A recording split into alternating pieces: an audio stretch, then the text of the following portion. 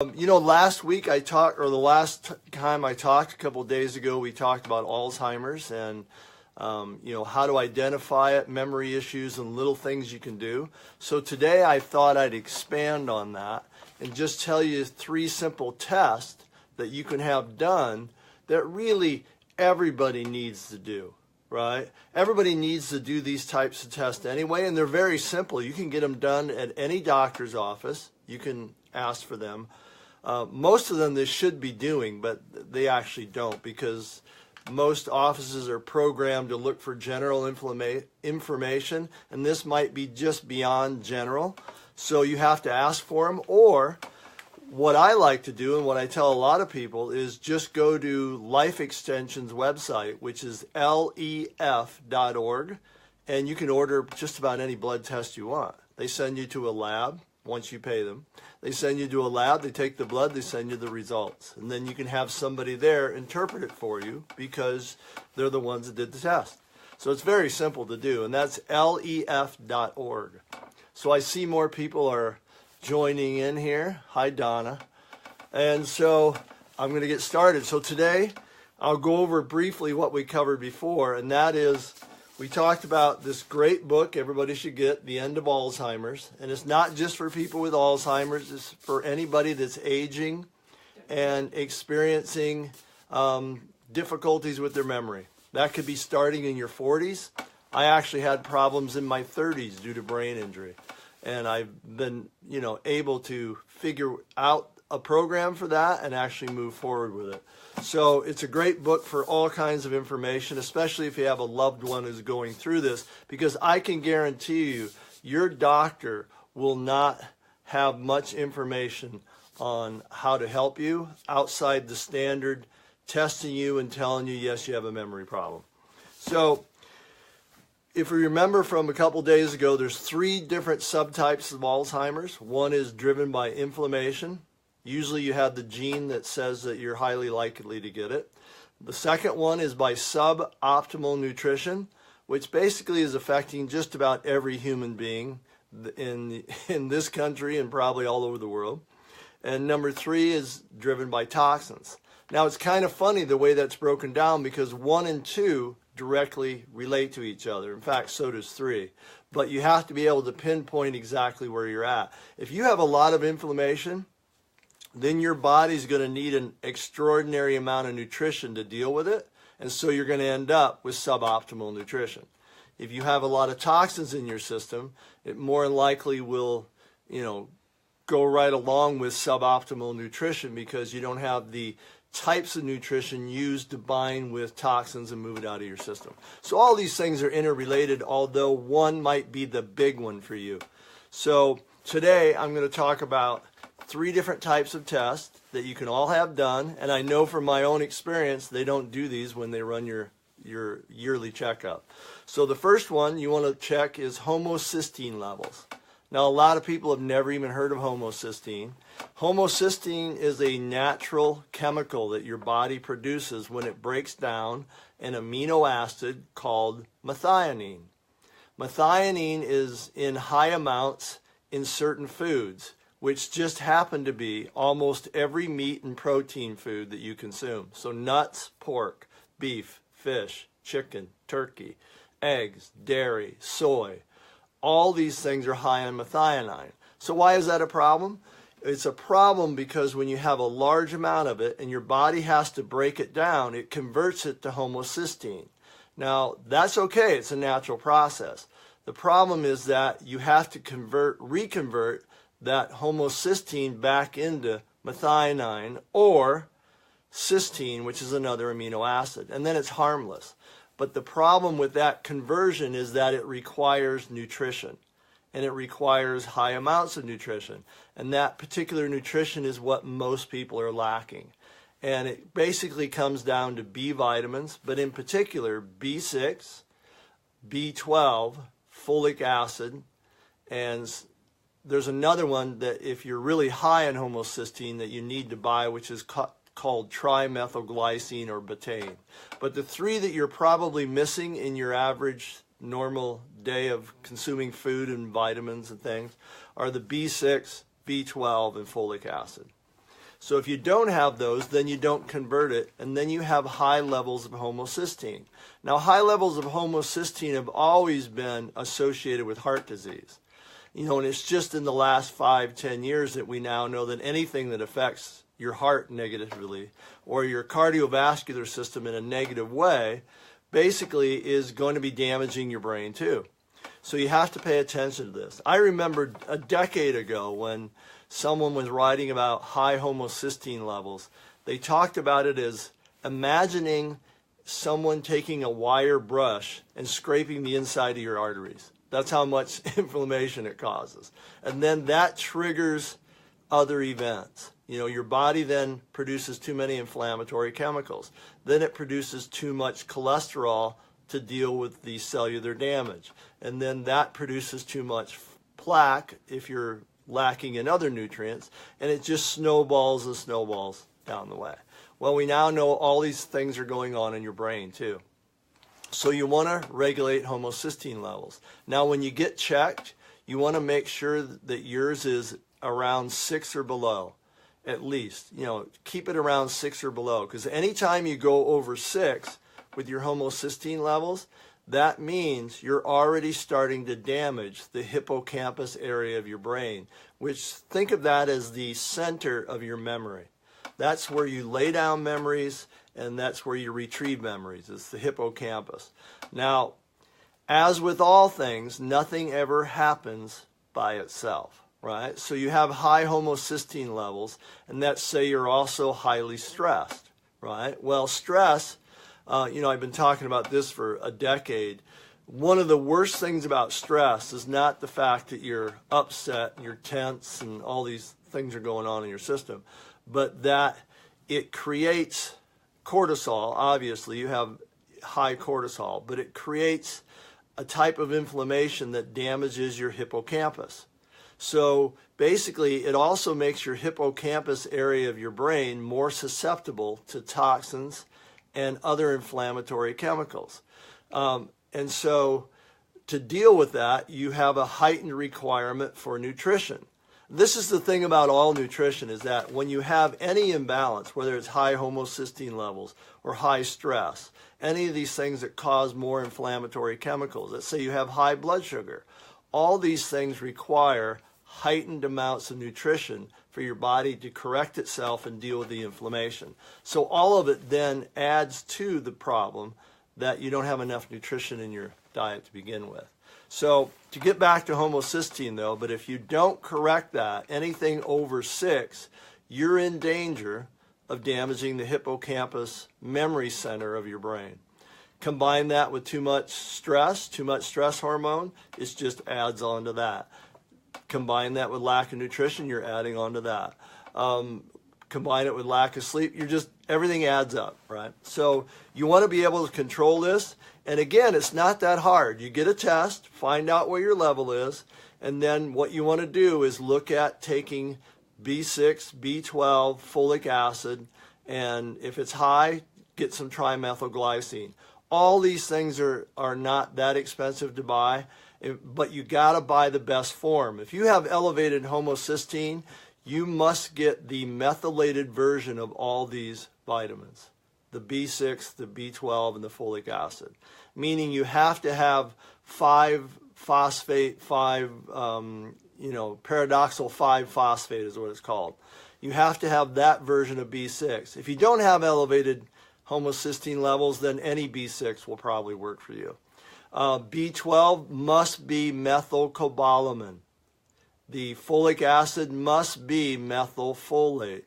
And the reason for this is that they're hard to absorb. With folate in particular, 50% of the people can't utilize it because of a mishap with their genetics. And so it's totally worthless for you to buy folic acid. So look for methylfolate, look for methylcobalamin. If you want to see how that's spelled or what it looks like, pull out your box of Tianchi. I use both of those in my Tianchi formula because I care about your brain. And I wanted to give you something that actually works. So it's in there. I would not tell you that Tianchi is the only thing you need to take to lower your homocysteine, because it's probably not. You want to go out and get these other things and get on a program to bring it down. The levels in my product are more of a maintenance thing. So don't look at correcting it by just taking some more Tianqi. So now when you move on from homocysteine, so now you're dealing with one of the main inflammatory chemicals that drives inflammation in your entire cardiovascular system and your brain. Now, why is this important? Well, it's really important with the first and second level of Alzheimer's. And I'll tell you this as simple as I can, just so you kind of get an understanding. You don't have to know the names of all the chemicals. But there's a process in your brain, and I learned this from the research in the end of Alzheimer's, that there's a process in your brain that the molecules of your neurons go through to where they either give a signal to make more amyloid plaque, which is a brain-destroying chemical, or they give a signal to grow new synapses and neurons. And so if you're missing too much nutrition or a lot of different nutritional supplements, and you're missing or you have high inflammation, then it always gives the signal to trim back neurons that you don't need them. And this is kind of the progress of how you get into memory issues and Alzheimer's. So you want to get rid of high homocysteine because it's going to put you in a position to produce more chemicals that destroy your brain. Now your brain thinks it's doing a natural thing because the signal it's getting from your cells and from your level of nutrition and inflammation is that you don't need these neurons, so we might as well get rid of them. It's a natural process. This is kind of hard for people to understand, but I've talked about this before with regard to type 2 diabetes. Type 2 diabetes really isn't a disease. Most of it, 90% of it, is just lifestyle induced. Your body is reacting exactly the way it should be to what you're putting in it. And so it develops insulin resistance, has high glucose all the time, and it can't clear out your sugar. That's exactly how it should be reacting to what you put in it. So you change what you put in it, and it goes back to a normal set point because your body knows how to do all these things. You're the one that controls what goes in it and what it's going to have a reaction to. So we've covered one, homocysteine. Let me check, see if I've got some questions. You know, you can't ask me a question on here. I've actually gotten to the point where I'm looking now and I can read it. I see a bunch of people have actually joined from overseas, which is exciting to me. And but no one is asking me a question yet. So, all right. But anyway, so the second test I want you to get is kind of a broad little bunch of tests all shoved into one because they can do them all at one time, right? They're all usually in a grouping that you buy. I know when you go to Life Extension, you can buy this little grouping. And one's something we talked about before where you can actually get a meter and test your own glucose at home. But if you're going to go into a lab and get blood work done, have your fasting glucose, your fasting insulin, and your hemoglobin A1C done. Now, why do all those? Because you want to know what your glucose level is. You want to keep that down to 90 or a little bit below. Your fasting insulin is one they never actually do unless you request it. It's very simple. They just don't bother with it. But your fasting insulin will tell you how hard your pancreas is working to regulate your blood sugar. Let's say your blood sugar is 95 all the time, and it's just amazing, right? You're doing really good. But you might have a fasting insulin level of 7 or 8, which means, or even 10, which means the only reason your glucose is so good is that you're overworking your pancreas and you're going to work it to death. And basically it's going to fail someday and you're going to have a lot of problems, right? So you want to get your level of fasting insulin down to about 4.5. That's in a great little range where it can do all the work it needs to do. You're not overworking it. It's in a natural state. So anything below 4.5 is great. And then your hemoglobin A1C, you want to have around 5.6. That's an indicator of how or where your glucose is over a 3-month period. So it gives you an idea of how well you're doing on a daily basis with your glucose control. Now, why is all this so important? Well, it is for a lot of different reasons, but I'll just give you a few so it makes more sense to you in terms of memory. Anytime you have elevated glucose for a long period of time, your body becomes insulin resistant. What that means is you have too much sugar and you're producing or overproducing too much insulin because your cells aren't listening to it. It can't get any of that sugar out of your bloodstream into your cells. Your cells are full. They're not listening to insulin. That creates two problems. One, with the glucose, elevated sugar damages your kidneys, damages all the cells in your body. It also makes another chemical because it binds with protein molecules and creates something called advanced glycation end products, AGE. Now that is kind of like a burnt molecule. So think of it as when you burn bread or you've roasted meat in the oven and it turns really crispy brown in certain parts. That's an advanced glycation end product. Well, it happens in your brain, happens in your arteries, happens all over your system from elevated glucose. And then that has the very similar effect to homocysteine levels. It creates extreme inflammation in your arteries, and then you start to have cardiovascular problems. Again, what happens then? You produce too many inflammatory chemicals, you produce too much of the bad cholesterol. To fix it, you end up with plaque, you end up with all these different issues. It's kind of the snowball effect. You know, cholesterol in and of itself isn't bad. It's all the things it's trying to do to fix things in your body. In fact, one of the most interesting things about cholesterol, and I'm going to cover this on a separate call, but I'll tell it now since I mentioned it, is that in Western medicine, they think it's really amazing if they can get your cholesterol below 150, right? They give you all kinds of drugs to do this, which interrupt with brain function. But once your cholesterol is under 150 for a period of time, your brain starts to atrophy. I think I'd rather have a high cholesterol because I enjoy my brain. So anyway, back to these tests. So not only does glucose cause these inflammatory chemicals that cause damage in your arteries, that elevated glucose and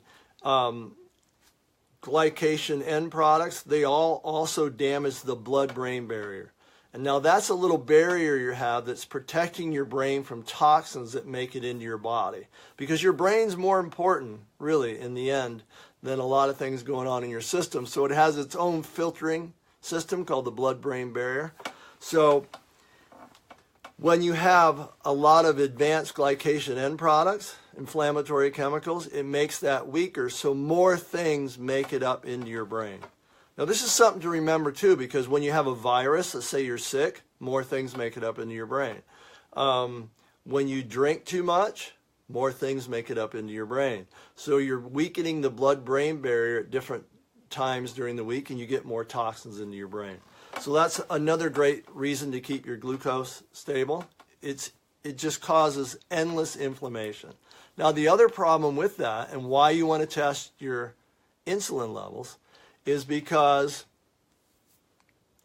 your insulin levels remain high because it's trying to force your glucose into your cells.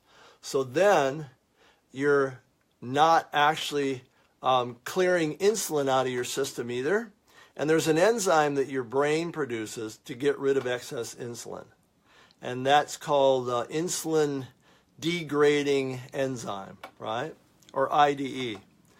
Well, you keep producing a lot of that just to clear out insulin, and then you're using it all up. The problem with that is that it's the same enzyme your brain uses to get rid of amyloid plaque.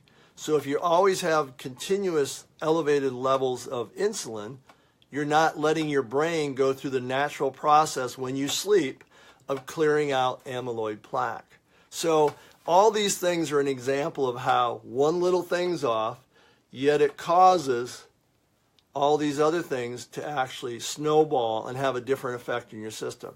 And again, the easiest thing to get back to in all this is realizing you can optimize your nutrition, especially things great for your brain.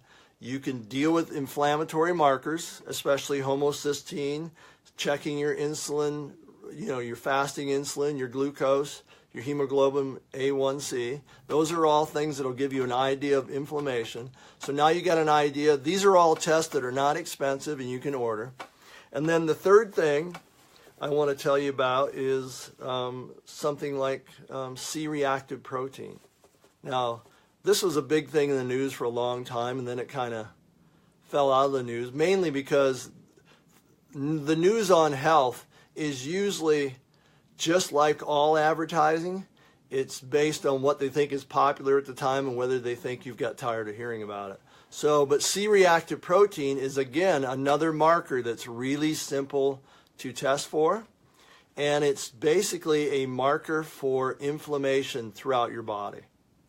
Now there's a new test, which I just learned about in this book, called HS, which is a specific type of C-reactive protein. You want to ask for that and just get a test. And if it's high, you have to find out what you are doing to drive that chemical high in your body. Something's causing you to have an excessive amount of inflammation. So C-reactive protein, again, is an inflammatory chemical that your liver produces in response to inflammation somewhere. Could be in your arteries, could be in your brain, could be anywhere in your body, your joints, that's having this reaction. So you have to find out what is the trigger in your diet, because it's mostly probably something in your diet. You're eating something you're allergic to. Could be dairy, could be eggs, could be gluten. All these different things create inflammation. It could be that you have leaky gut from eating gluten, right? Which is one of the main things that gluten does, is it causes leaky gut syndrome, which is a syndrome where your digestive system is letting undigested particles into your bloodstream, and then your immune system is reacting to it. It's one of the bases of all autoimmune disease.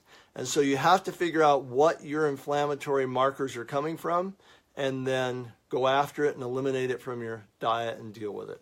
So these are 3 things you can do that, 10 years ago they'd have never associated any of this with Alzheimer's, but now we know that there's not generally, this whole idea of only having heart disease, only having high blood pressure, only having memory issues is BS. Basically, it's all a symptom of something that's imbalanced in your body, and you have to figure out what it is.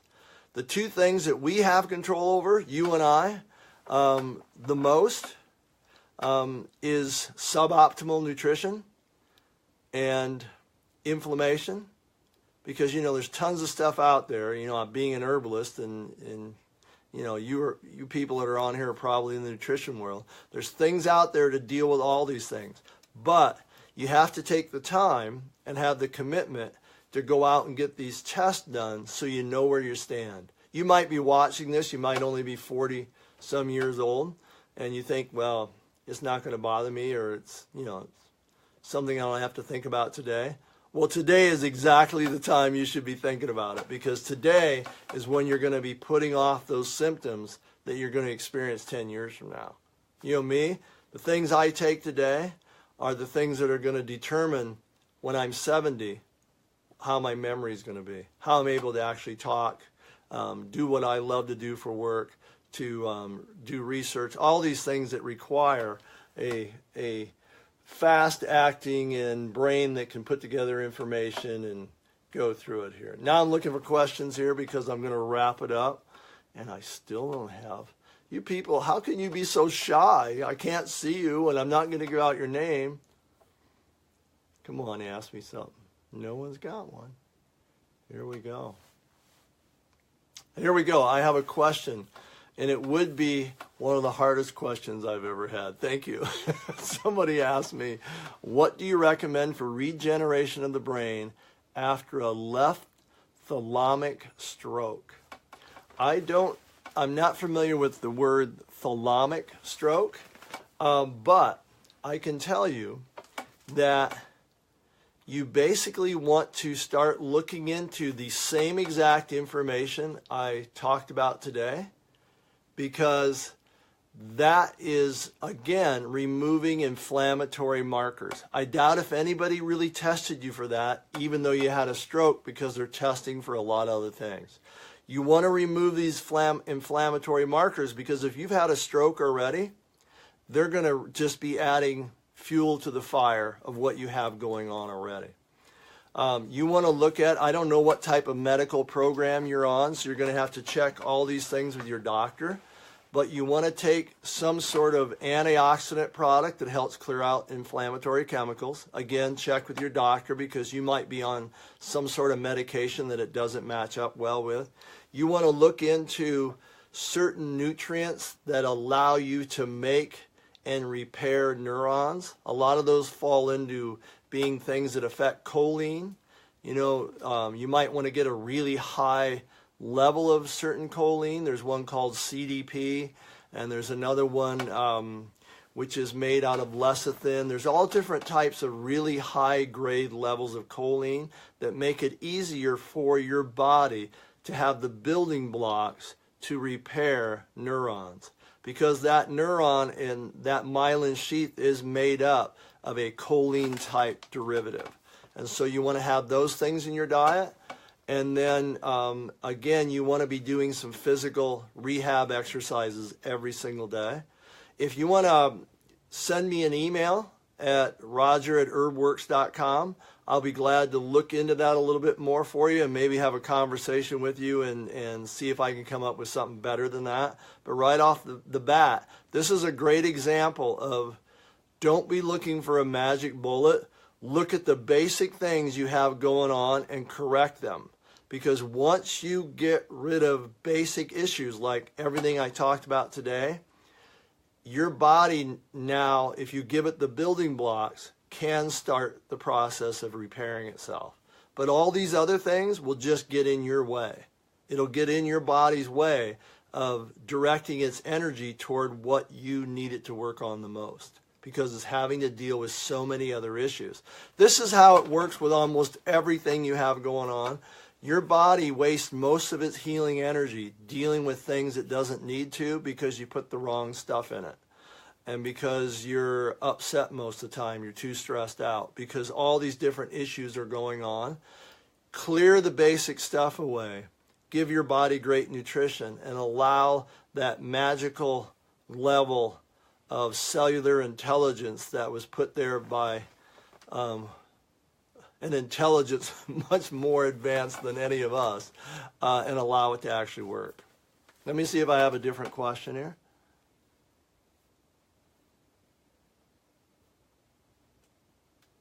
Donna keeps telling me she has a question, but she doesn't finish it. I have to talk to you about that, Donna. She has a question about B2. Well, I don't know what that is. So, well, I'm going to wrap it up. It seems like I've been on for about a half an hour. I want to thank everybody that got on. This will be posted to Facebook. Just get in a habit of trying to come up with really great questions. I love the one on stroke, even though it was a tough one. When I have tough questions, it always brings out the best, you know. So anyway, log on next time. I'll be having one probably Monday, and we'll go over some issues that have to do with memory, and I'll let you know on Sunday what I'm actually going to talk about. So thanks for joining me, and like I said, send me some questions on my Facebook page, or you can contact me at roger@herbworks.com. Bye.